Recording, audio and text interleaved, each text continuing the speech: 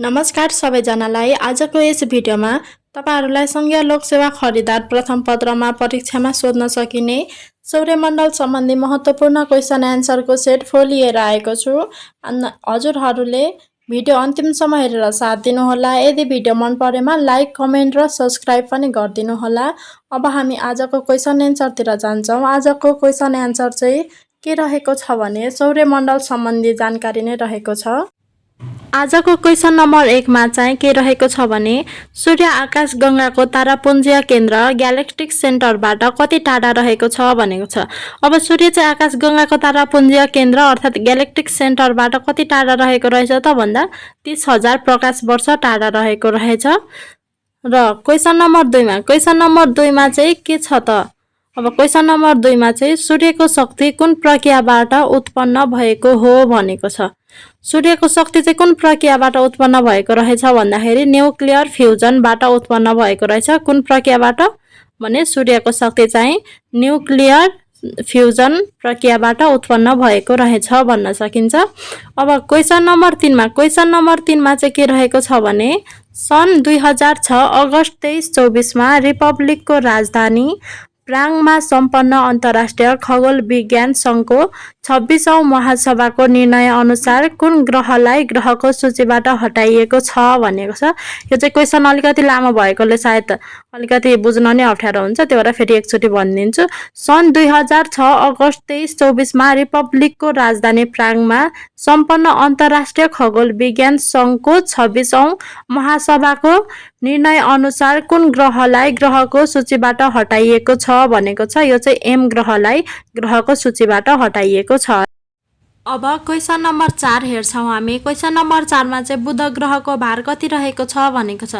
अब बुध ग्रहको भार चाहिँ कति रहेछ भन्दाखेरि 3.30 मल्टिपल 10 स्क्वायर 23 किलोग्राम रहेछ। कति रहेछ त बुध ग्रहको भार 3.30 मल्टिपल 10 स्क्वायर 23 किलोग्राम रहेछ। अब क्वेशन नम्बर 5 मा भनेको छ गुडेस अफ लभ एन्ड ब्युटी उपनामले समेत चिनिने उपग्रह कुन हो भनेको छ। अब गुडेस अफ लभ एन्ड ब्युटी उपनामले समेत चिनिने उपग्रह चाहिँ कुन रहेछ भन्दाखेरि शुक्र ग्रह रहेछ।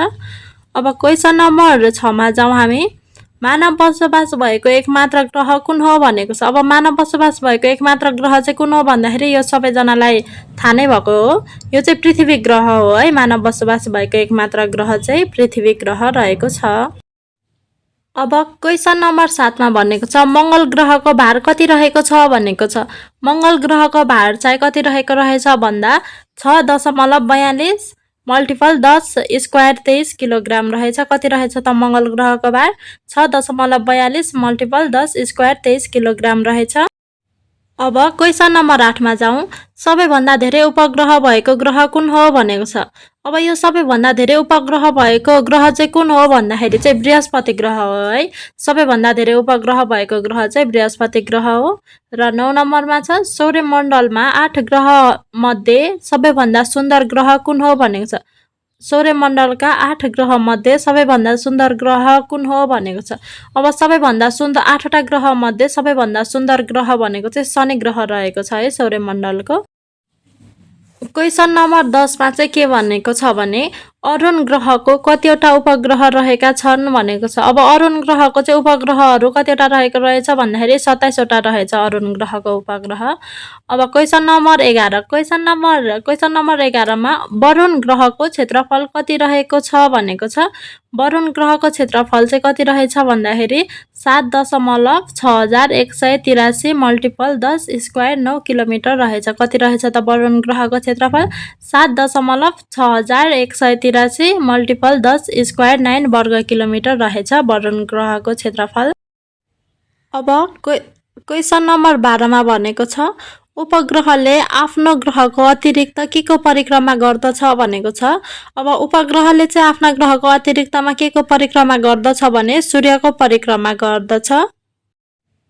त्यस्तै गरी क्वेशन नम्बर 13 मा के रहेको छ भने सबैभन्दा ठुलो शिशु ग्रहको व्यास कति रहेको छ भनेको छ। अब सबैभन्दा ठुलो शिशु ग्रहको व्यास चाहिँ कति रहेको रहेछ भन्दाखेरि 800 किलोमिटर रहेको रहेछ सबैभन्दा ठुलो शिशु ग्रहको व्यास भने सबैभन्दा सानो शिशु ग्रहको व्यास चाहिँ 1.6 किलोमिटर रहेछ। ठुलो शिशु ग्रहको व्यास 800 किलोमिटर र सानो शिशु ग्रहको व्यास चाहिँ 1.6 किलोमिटर रहेको रहेछ। क्वेसन नम्बर 14 मा भनेको छ धेरै ठुला र चहकिलो उल्कापातलाई के भनिन्छ भनेको छ। अब धेरै ठुलो र चहकिलो उल्कापातलाई चाहिँ के भनिदो रहेछ भने फायरबल भनिदो रहेछ। धेरै ठुलो र चहकिलो उल्कापातलाई चाहिँ। अब क्वेसन नम्बर 15 मा छ धूमकेतुहरू कति वर्षको अन्तरालमा सूर्यको नजिक भएर जाने गर्छन् भनेको छ। अब धूमकेतुहरू चाहिँ कति वर्षमा सूर्यको नजिक भएर जाने गर्दछ भनेदेखि हरेक 3 वर्षमा चाहिँ सूर्यको नजिक भएर जाने रहेछ। अब क्वेसन नम्बर 16 क्वेसन नम्बर 16 मा चाहिँ चन्द्र वा सूर्य पूर्ण रूपमा चन्द्रमा वा सूर्य पूर्ण रूपमा ढाकिने ग्रहणलाई के भनिन्छ भनेको छ। यो चाहिँ खग्रास ग्रहण हो। यहाँ क्वेसन नम्बर 16 मा चाहिँ चन्द्र मात्रै भएछ, चन्द्रमा हो। यो चाहिँ चन्द्रमा वा सूर्य पूर्ण रूपमा ढाकिने ग्रहणलाई खग्रास ग्रहण भनिन्छ। अब हामी अर्को नम्बर क्वेसनमा जाँदैछौँ।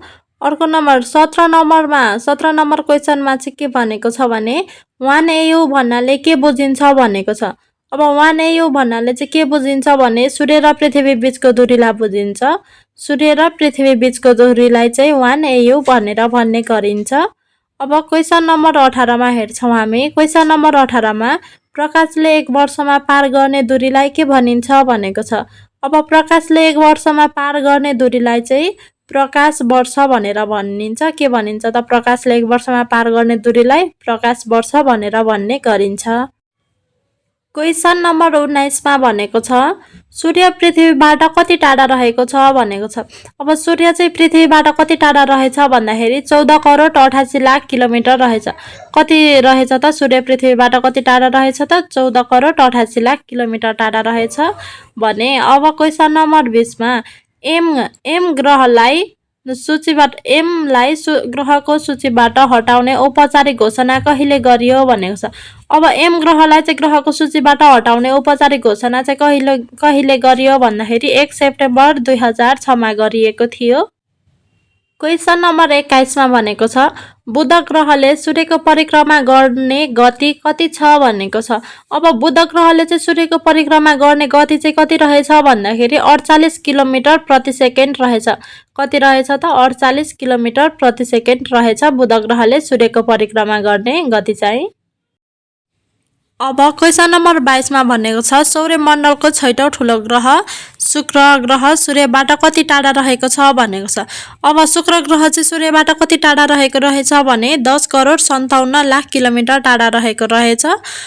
कति टाढा रहेछ त सूर्यमण्डलबाट शुक्र ग्रह भन्दाखेरि 10 करोड 57 लाख किलोमिटर टाढा रहेको छ।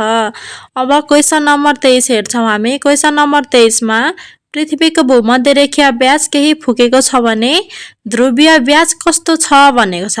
अब पृथ्वीमा भएको भूमध्य रेखीय व्यास चाहिँ केही फुकेको रहेछ भने ध्रुवीय व्यास चाहिँ केही थेप्चिएको रहेछ। कस्तो रहेछ त ध्रुवीय व्यास केही थेप्चिएको रहेछ। अब हामी क्वेसन नम्बर 24 हेर्छौँ।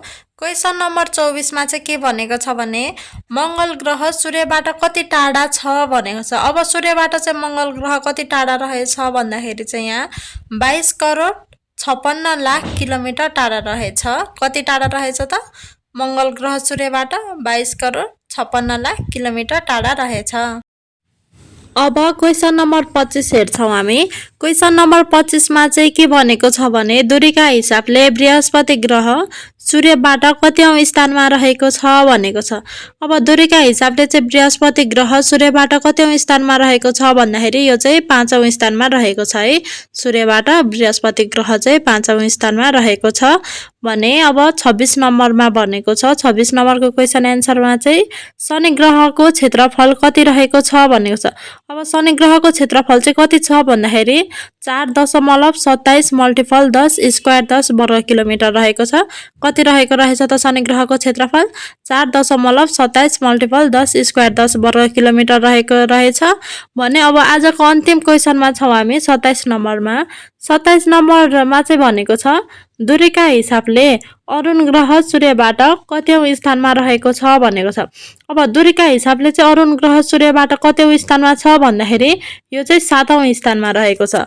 अरुण ग्रह चाहिँ दूरीको हिसाबले सूर्यबाट 7औं स्थानमा रहेको छ। आजको खरिदारको सौर्यमण्डल सम्बन्धी सेट 4 पनि सकिएको छ। हजुरहरूलाई भिडियो के कस्तो लाग्यो? यदि भिडियो मन परेमा भिडियोलाई लाइक, कमेन्ट, शेयर र सब्स्क्राइब गरिरहनु होला। धन्यवाद।